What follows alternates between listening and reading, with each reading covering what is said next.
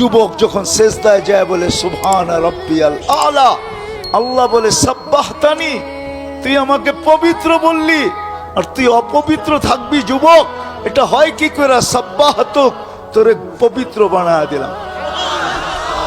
যুবক যখন আলা বলে, আল্লাহ বলে তুই আমাকে মহান বললি আর তুই মহান হবি না, এটা হয়তো হয় কি করে? আলাইতুক, মহানত্বের লিস্টিতে তোর নাম লেখা দিলাম, কিয়ামতের দিন তোকে আরশের নিচে ছায়া দিব।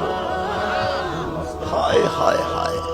আর যদি সেজদা দিতে দিতে দিতে দিতে দিতে নিচেকে যদি এক পর্বে নিয়ে যেতে পারো, তো আল্লাহ তোমাকে দেখবে আর হাসবে আর বলবে লাউলা শাবাবা খুশা, নগর কান্দার এই যুবক যদি না থাকতো জমিনে লাজালতু সামা হাদিদা, আমি আকাশকে লোহার বানায় দিতাম, ওয়াল আরদা সাফসাফা, জমিনকে তামার, ওমা আনজালতু মিনাস সামাই কাতরা, আকাশ থেকে বৃষ্টির একটা ফোঁটা না, ওমা আমবাততু মিনাল আরদি হাব্বা, জমিন থেকে একটা শস্যের দানা না, বাল আনজালতু আলাইহিমুল আযাবা সাব্বা, একের পর এক আযাব দিয়া পুরুষ নারী যুবক বৃদ্ধ সব আমি মাটির সাথে মিশায়া দিতাম, কিন্তু পারি না তো, যুবকের জন্য পারি না।